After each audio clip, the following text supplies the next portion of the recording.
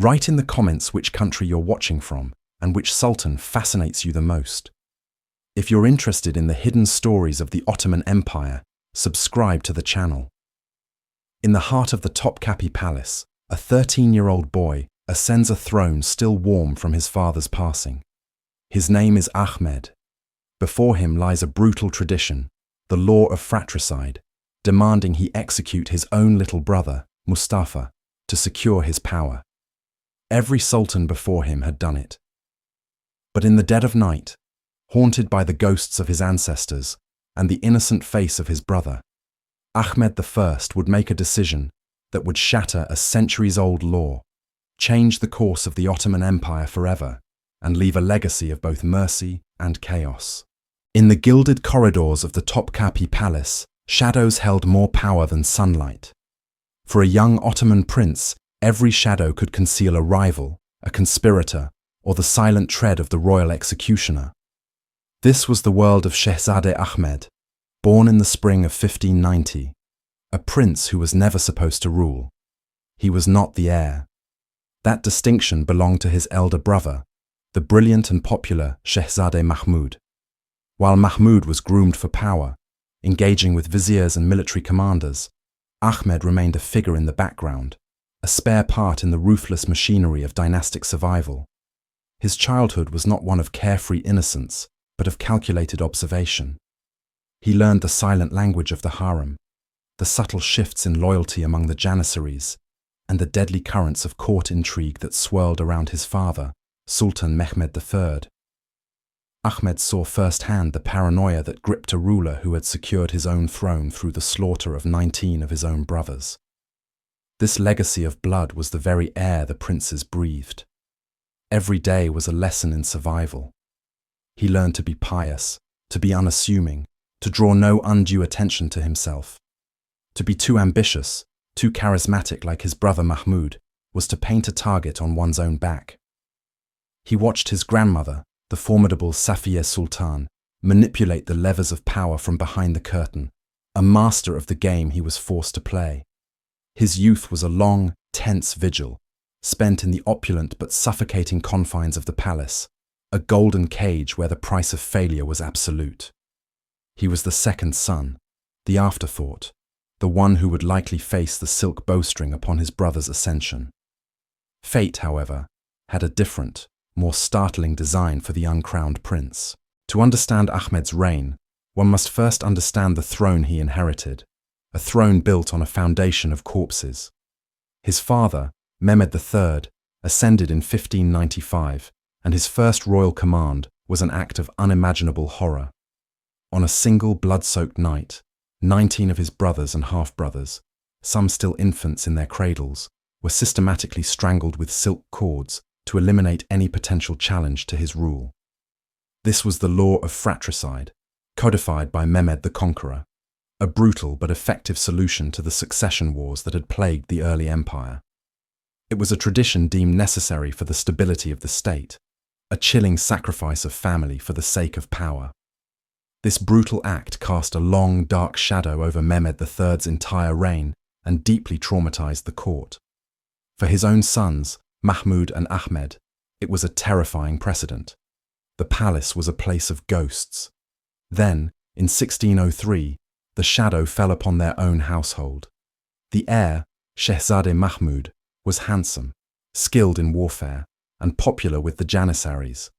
His growing influence was perceived as a threat. Whispers of a plot, perhaps fabricated by his rivals and fanned by the anxieties of the Sultan, reached Mehmed III's ear. The Sultan, consumed by the same paranoia that drove him to kill his brothers, saw a traitor in his own son. Mahmud was summoned, interrogated, and despite his pleas of innocence, was executed. The vibrant heir to the Ottoman Empire was silenced forever. Young Ahmed, now the heir apparent, witnessed this ultimate act of paternal betrayal. He saw how the system consumed its own. The throne was not just a seat of power, it was an altar upon which the imperial family's blood was spilled. This was the gruesome inheritance awaiting Ahmed, a legacy of sanctioned murder he would soon have the power to either perpetuate or shatter. In the biting cold of December 1603, Sultan Mehmed III died, and the fate of the Ottoman Empire fell upon the shoulders of a boy. At just 13 years old, Ahmed I was girded with the sword of Osman, becoming the absolute ruler of a vast, formidable state. He was one of the youngest sultans to ever take the throne, and his first test was immediate, steeped in centuries of bloody tradition. The whisper began at once, slithering through the halls of power, into the ears of the Grand Vizier, the Shaykhul Islam, and the new Sultan himself. It was the whisper of the executioner, the voice of imperial custom demanding its due. Ahmed had a younger brother, Mustafa, a child of perhaps 7 or 8 years old. According to the ruthless logic of the law of fratricide, Mustafa had to die. There could be no rival claimants, no rallying point for future rebellions. The stability of the empire, they argued, demanded this sacrifice. The pressure on the boy sultan was immense. His advisors, men who had served his murderous father, presented the execution as a grim necessity, a non-negotiable act of statecraft. His own mother, Handan Sultan, likely feared for her son's security and saw her other child as a latent threat. Every precedent, every law, every political calculation pointed towards the silent arrival of the deaf-mute executioners at the young prince's door. Yet, Ahmed hesitated. The memory of his brother Mahmud's execution, just months earlier, was a fresh, gaping wound. He had seen the cost of this paranoia, the destruction it wrought within his own family. Was he to begin his reign with the same act of brutality that had defined his father's? Could he give the order that would snuff out the life of his only sibling? For weeks, the court held its breath. The fate of a child and the future of a dynasty hung in the balance, resting entirely on the conscience of a 13-year-old boy haunted by the ghosts of his family. The court waited. The executioners stood ready. And then, Sultan Ahmed I made a decision that would echo through the rest of Ottoman history. He refused. The order for his brother Mustafa's execution never came. Instead of the silk bowstring, Ahmed chose confinement. He broke with a century and a half of brutal tradition, sparing his brother's life, and in doing so, fundamentally altering the empire's destiny. Why did he do it? It was a complex calculus of piety, trauma, and pragmatism. Ahmed was a deeply religious man, and the act of fratricide surely weighed on his conscience. The fresh horror of his brother Mahmud's death at their father's hand had shown him the personal cost of this policy. But there was also a stark political reality. Ahmed was young, had no sons of his own, and his health was uncertain. If he were to die, the execution of Mustafa would extinguish the entire House of Osman, a risk the empire could not afford. So, a new solution was devised: the Kafes, or the cage. It was not a literal cage, but a set of opulent, secluded apartments within the Topkapi Palace where princes would live under constant guard. They were prisoners in a gilded palace, cut off from the world, from politics, and from any hope of governing. The Kafes saved princes from the bowstring, but it created a new kind of problem. It ended the practice of princes gaining administrative and military experience in the provinces. Instead, it produced future sultans who were either dangerously inexperienced, socially inept, or driven mad by decades of paranoid isolation. Ahmed's act of mercy was a watershed moment. He ended the systematic slaughter of princes, a humane and revolutionary step. But in solving one problem, he inadvertently created another, trading the certainty of fratricide for the instability of incompetent or insane rulers. His decision ensured the dynasty's survival, but it set the empire on a new, more uncertain course, forever changing the nature of Ottoman power. While the young Mehmed I found his footing on the throne in Constantinople, the western frontiers of his empire were bleeding. He had inherited not a peaceful realm, but a grinding, seemingly endless conflict, the long Turkish war against the Habsburg monarchy. For over a decade, the plains of Hungary had been a slaughterhouse, a vast chessboard where the Ottoman crescent and the Habsburg eagle vied for dominance. This was not a war of swift, glorious conquest like those of his ancestors. It was a brutal slog of sieges, counter-sieges, and attritional warfare. Fortresses like Esztergom and Kanissa became household names, symbols of immense sacrifice and strategic importance. For Ahmed, this distant war was a constant, draining pressure. Every dispatch from the front was a test of his resolve, every request for gold and soldiers a strain on a treasury already stretched thin. The Grand Viziers he appointed were judged by one metric above all: their ability to deliver a decisive victory against the Austrians. The war was a crucible, forging the young Sultan's understanding of power and its limitations.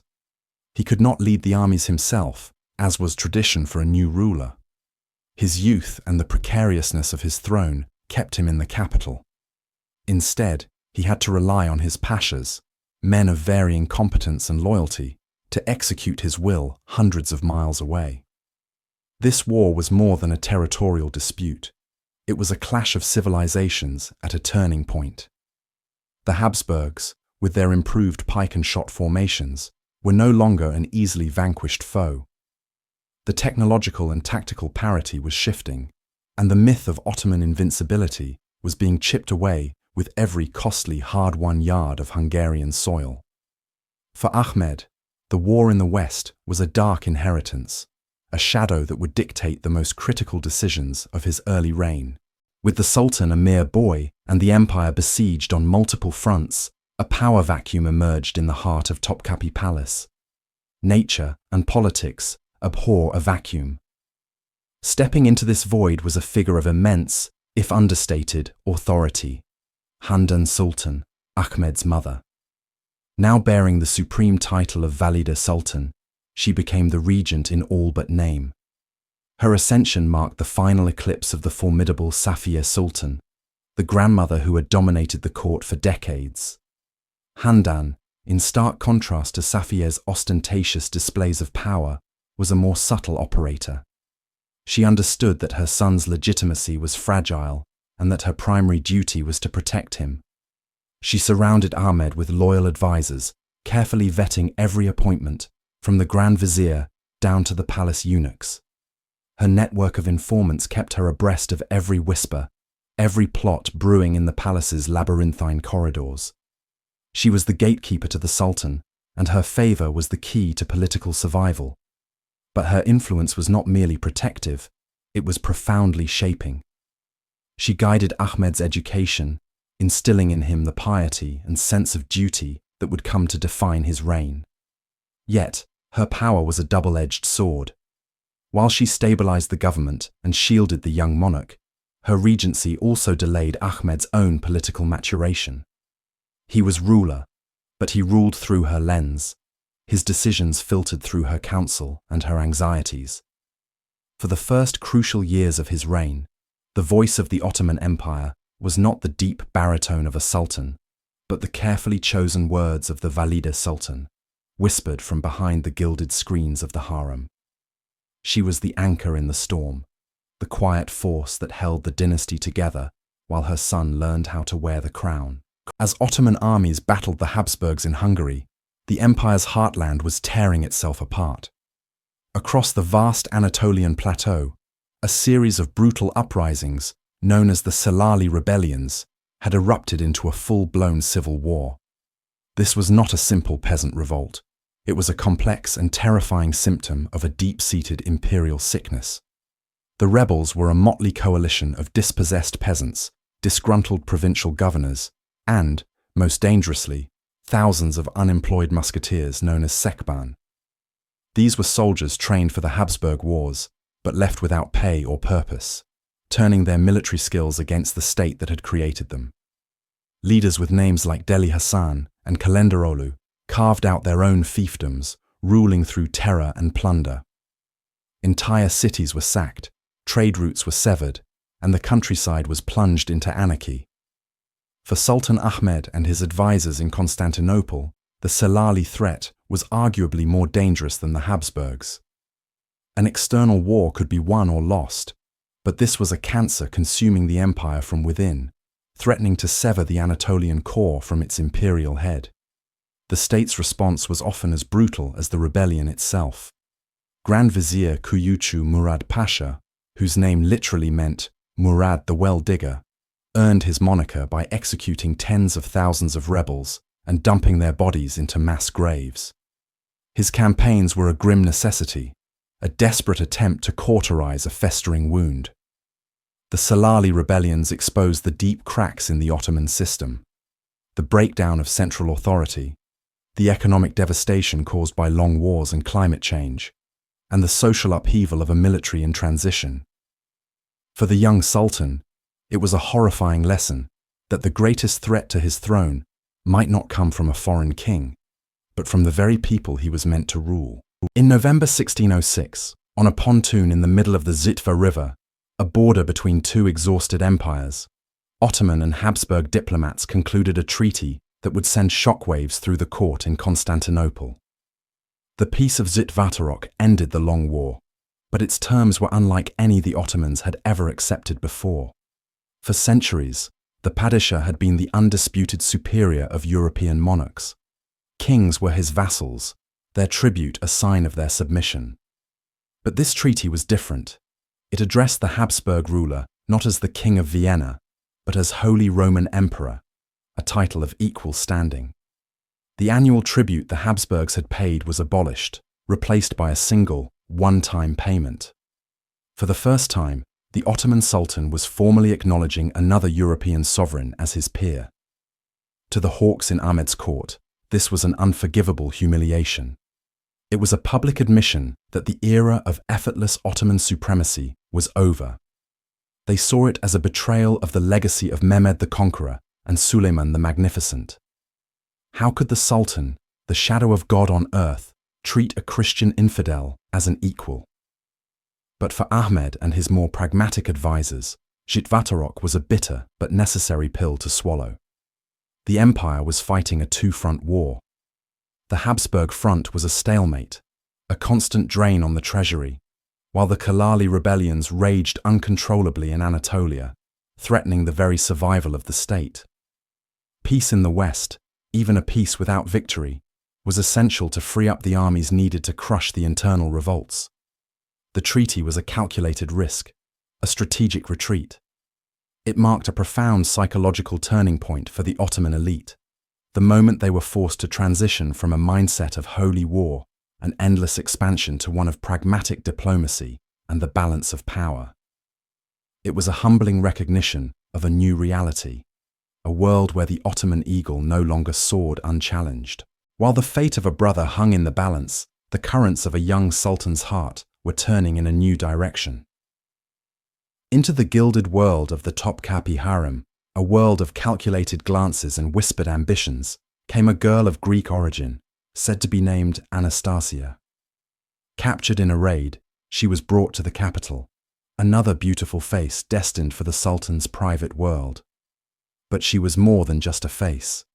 She possessed a piercing intelligence and a strength of will that belied her youth. Ahmed, himself barely a man, was not merely captivated by her beauty, he was intellectually enthralled. He gave her the name Mapeka, meaning moon-faced, but it was the name she would later take, Kosem, leader of the flock, that would truly define her destiny. She quickly learned the intricate dance of harem politics, understanding that survival, and indeed power, depended not on passive beauty, but on active influence. While Ahmed's first consort, Mahfiruze, had given him his firstborn son, Osman, it was Kosem who captured his soul. She became his confidant, his intellectual partner, a sounding board for the immense pressures of the throne. Their connection was profound, a union of mind and heart that was rare in the pragmatic world of dynastic marriages. As she bore him a stream of children, including the future sultans Murad and Ibrahim, her position solidified. She was elevated to the rank of Haseki Sultan, the chief consort, her stipend and influence soaring above all others. The other women of the harem became mere shadows as Kosem's light grew brighter. This was not simply a love story, it was the genesis of a political titan. Every whisper she shared with Ahmed, every piece of advice she offered in the quiet of their chambers, was another stone laid in the foundation of an empire she would one day rule in all but name. Ahmed's decision to spare his brother Mustafa was a seismic rupture with centuries of brutal tradition. The law of fratricide, sanctioned by Mehmed the Conqueror, had been the dynasty's bloody insurance policy against civil war.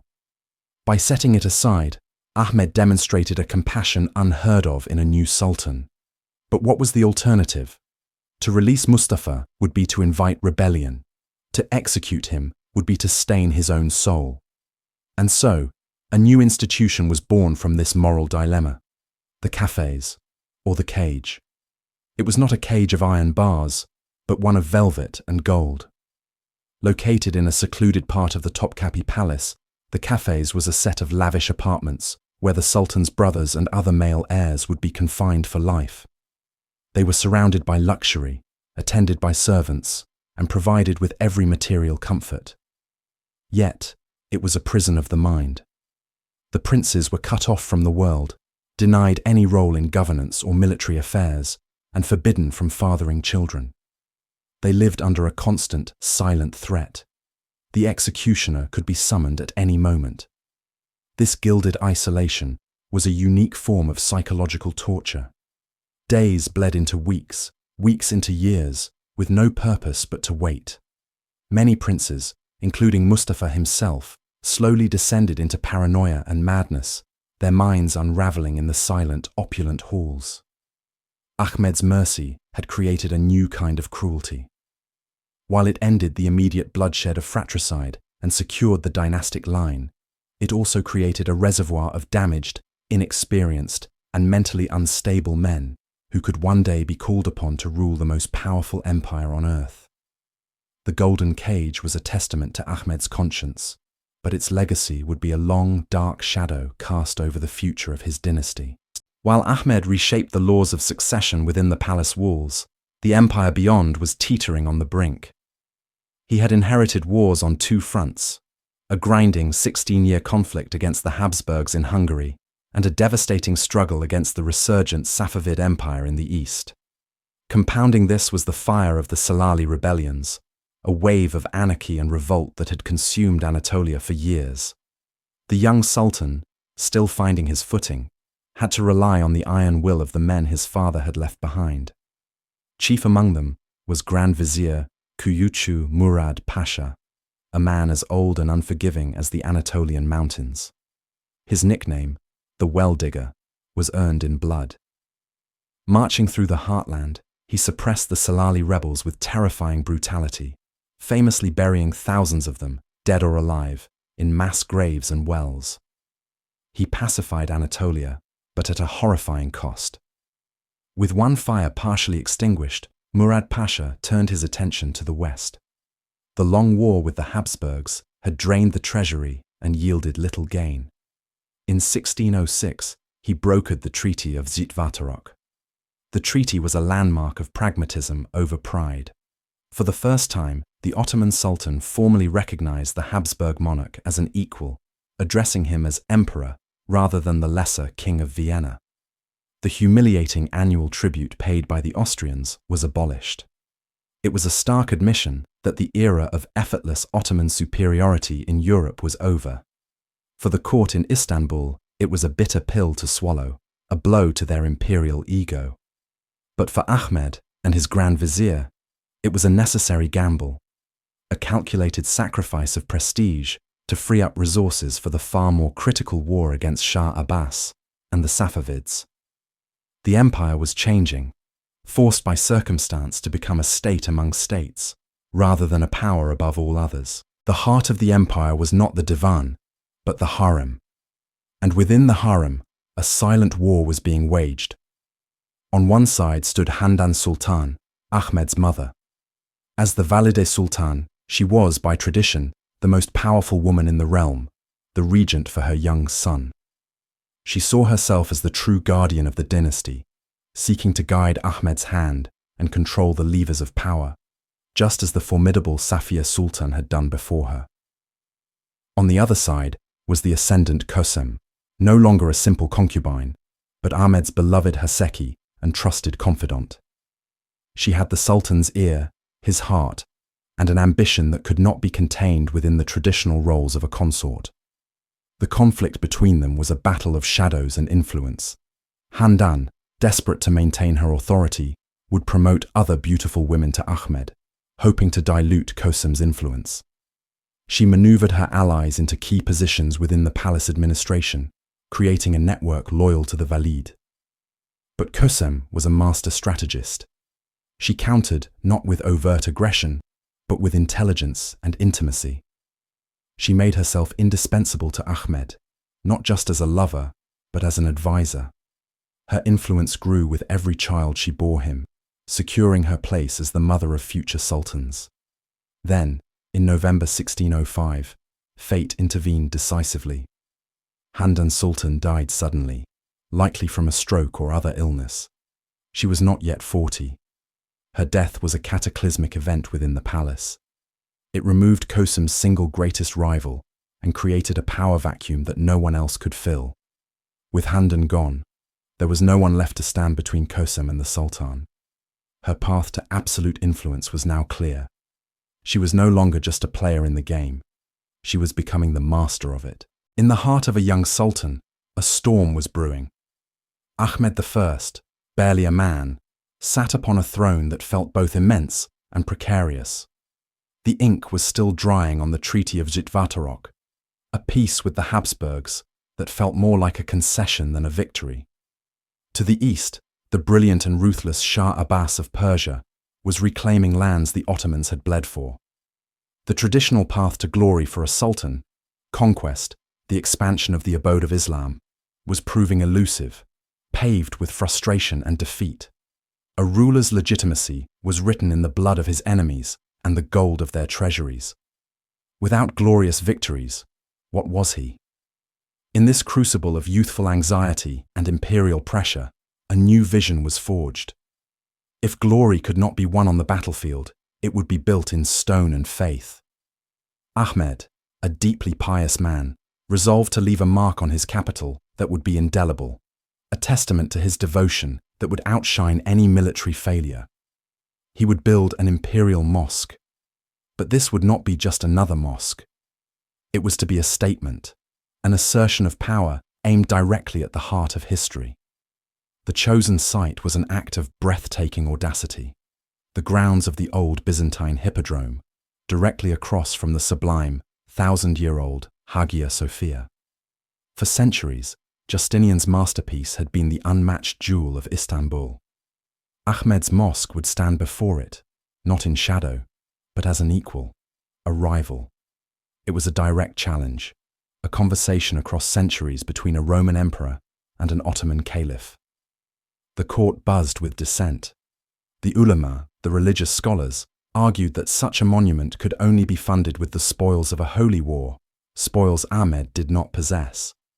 To use the public treasury was an act of hubris, but Ahmed was unyielding. This was not merely about architecture, it was about legacy. It was a prayer made manifest, a desperate and magnificent attempt to build a new narrative for his reign, one where the grandeur of his faith would, he hoped, silence the echoes of his faltering wars. The man entrusted with this colossal ambition was Sedefkar Mehmed III. A student of the legendary Mimar Sinan, he was a master of music, geometry, and inlay, a true Renaissance man of the Ottoman court. But the Sultan's commission was a burden that would have crushed a lesser artist. The weight of the dynasty's prestige now rested on his shoulders. In the quiet of his workshop, surrounded by scrolls and calipers, Mehmed III faced an impossible equation. He was commanded to create a structure that possessed overwhelming size, perfect harmony, and an interior space flooded with divine light. It had to respect the architectural grammar of his master Sinan, yet surpass it. It had to complement the Hagia Sophia without mimicking it. The Sultan's vision was absolute, his demands specific. But one demand, above all, sent a shockwave through the empire. Mehmed I decreed that his mosque would have 6 minarets. This was an act of profound, almost blasphemous, audacity. For centuries, only one mosque in the entire world possessed 6 minarets. the Masjid al-Haram in Mecca, the holiest site in Islam, surrounding the Kaaba. For the Sultan's mosque to equal, it was seen by many as an unforgivable act of pride, an attempt to rival the spiritual center of their faith. The outcry was immediate. How could the Sultan, in his piety, commit such an arrogant act? Mehmed II was caught in the middle, tasked with executing a design that was both an architectural marvel and a theological controversy. He had to navigate the political minefield of the court, appease the furious ulama, and manage the logistics of a project on a scale not seen in generations, all while satisfying the relentless impatience of his young sovereign. The architect was not just building a mosque, he was balancing the ego of a sultan against the sanctity of his entire religion. As a solution, Ahmed would later fund the construction of a seventh minaret in Mecca, but at this moment, the pressure on his architect was absolute. Every line drawn, every calculation made, carried the risk of imperial failure and divine condemnation. In 1609, the heart of the old city was transformed. The Hippodrome, a place haunted by the ghosts of charioteers and Byzantine emperors, became a universe of dust, sweat, and relentless creation. The ground itself trembled as foundations were sunk deep into the earth. An army of artisans, laborers, and craftsmen descended upon the site, their lives now orbiting the Sultan's grand vision. Under Mehmed I's meticulous direction, the structure began its slow ascent. 4 colossal piers, nicknamed elephant feet, rose from the floor, monumental pillars of marble destined to bear the weight of heaven itself. The architectural genius was in the details. A cascade of smaller domes and semi-domes were designed to flow downwards from the great central dome, creating a visual harmony that made the immense stone structure seem almost weightless, like a cloud resting upon the city. But the true miracle was unfolding within. As the walls rose, they were prepared for their celestial skin. Over 20,000 handmade ceramic tiles were commissioned from the master workshops of Iznik. Each tile was a work of art, hand-painted with intricate floral motifs, tulips, roses, carnations, and cypresses, in a mesmerizing palette of blues and turquoises. When they were finally set in place, the interior was transformed into a shimmering, ethereal grotto. Light, pouring through more than 260 stained glass windows, would strike the tiles and refract, bathing the vast prayer hall in a sublime, otherworldly blue glow. It was this breathtaking effect that would give the mosque its famous name in the West, the Blue Mosque. From the outside, its grey domes and 6 soaring minarets reshaped the skyline of Istanbul forever. From the inside, it was a glimpse of paradise. Yet, this miracle was not without its earthly cost. The expense was staggering, a constant drain on an imperial treasury already strained by ceaseless warfare. While a vision of heaven was being built in his capital, many whispered that the Sultan was neglecting the hell his soldiers faced on the frontiers. While the sound of hammers on marble echoed through Istanbul, a different sound dominated the eastern frontiers: the clash of steel and the roar of cannons. The grandeur of Ahmed's domestic project stood in stark, brutal contrast to the grim reality of his foreign wars. The Persian thorn, in the form of the brilliant Shah Abbas I, was pressing deeper into the side of the Ottoman Empire. Shah Abbas was a formidable adversary, a modernizer and a master strategist who had rebuilt the Safavid army into a formidable fighting force. He methodically, relentlessly, dismantled the Ottoman gains of the past. The year the mosque's construction began, the Ottomans were already reeling.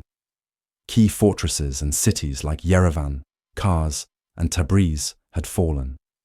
The war was a bleeding wound, a costly and humiliating struggle in the rugged mountains of the Caucasus and the plains of Mesopotamia.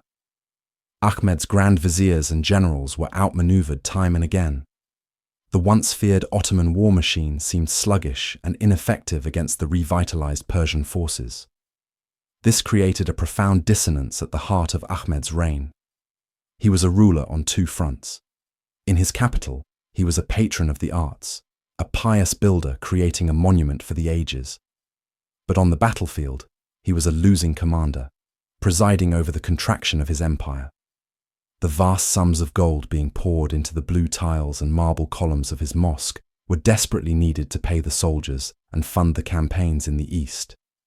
Critics, both in the barracks and the divan, saw the Sultan's project not as an act of piety, but as a colossal and ill-timed extravagance. In 1612, with his armies exhausted and his treasury depleted, Ahmed was forced to sign the Treaty of Nasu Pasha. It was a capitulation. He agreed to return all territories conquered by his predecessors since 1555 and to resume paying an annual tribute to the Persian Shah. While his magnificent mosque was nearing completion, his empire had been diminished. The 6 minarets reaching for the heavens in Istanbul could not obscure the long shadows of defeat stretching from the east. The weight of a crown is measured not in gold, but in sin. For Sultan Ahmed I, this weight was immense. The ghosts of the Jalali rebels, the shadow of his executed Grand Vizier Dervish Pasha, the constant bloodletting on the Persian and Hungarian frontiers. These were the accounts he had to settle, not with his court, but with his God. A deep, almost desperate piety had taken root in the young Sultan's soul. He was a ruler who saw the hand of the divine in every victory and every plague, and he became convinced that a grand gesture was needed to purify his reign and his empire. This conviction would not be written in law or edict, but in stone and marble. It would rise on the most sacred ground in Constantinople, directly across from the Hagia Sophia, as a challenge and a prayer. This was the birth of the Sultan Ahmed Mosque, known to the world as the Blue Mosque.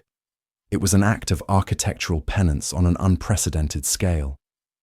He poured the state's treasury into its construction, diverting funds from war chests and public works.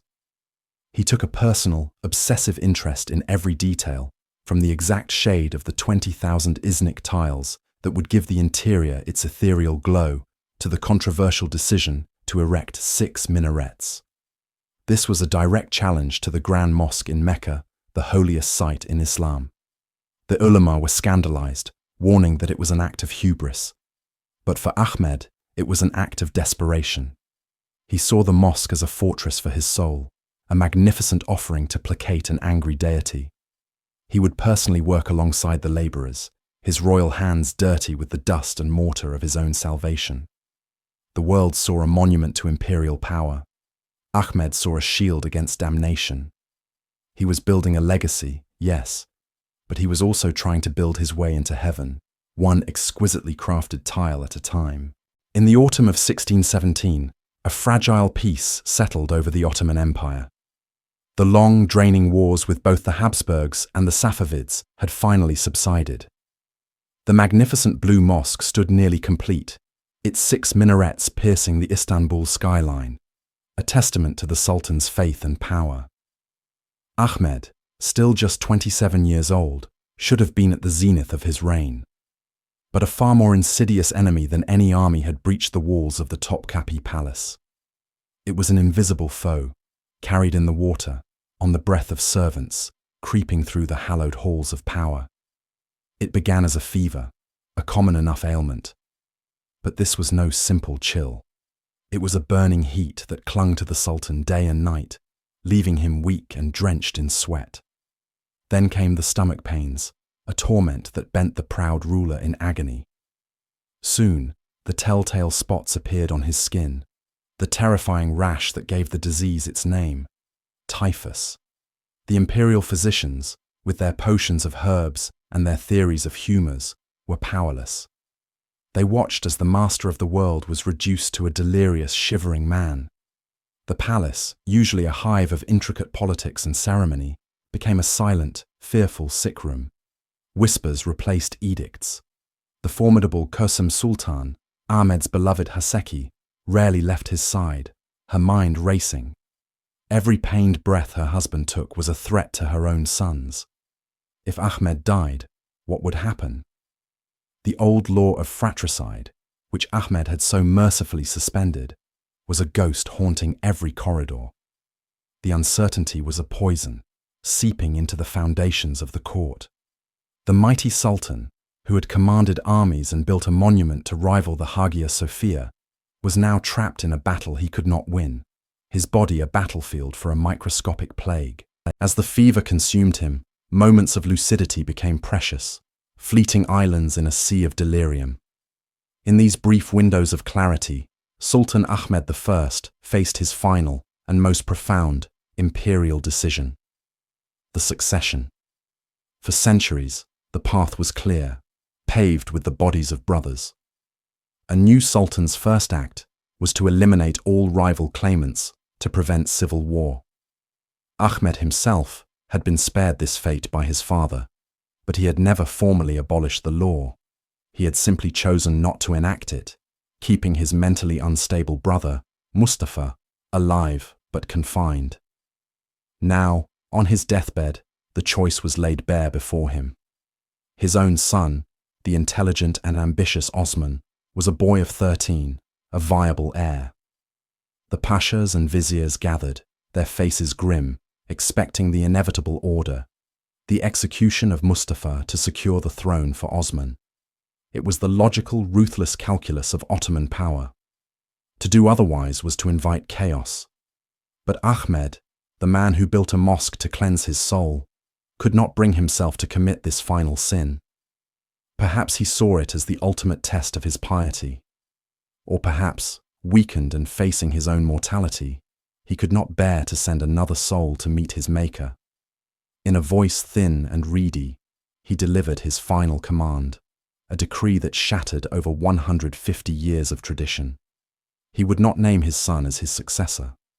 The throne would pass not to his own flesh and blood, but to his brother, Mustafa, the eldest living male of the House of Osman.